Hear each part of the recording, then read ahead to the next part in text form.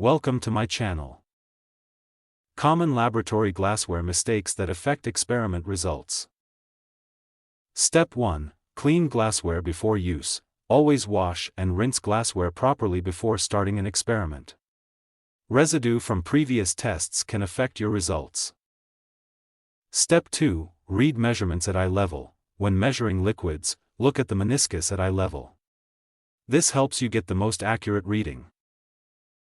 Step 3. Choose the right glassware. Use the correct equipment for the task.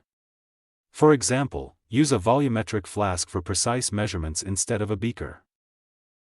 Step 4. Inspect for cracks and chips. Check all glassware before use. Damaged glassware can leak, break, or give inaccurate results.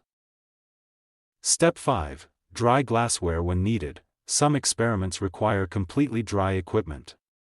Moisture can dilute chemicals and change reaction outcomes. Step 6. Avoid rapid heating. Heat glassware slowly and evenly. Sudden temperature changes may cause it to crack or shatter. Step 7. Do not overfill containers. Leave enough space when filling beakers, flasks, or test tubes. Overfilling increases the risk of spills and errors.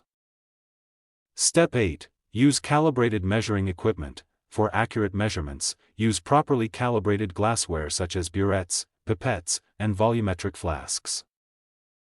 Step 9. Prevent cross-contamination. Clean glassware thoroughly between experiments.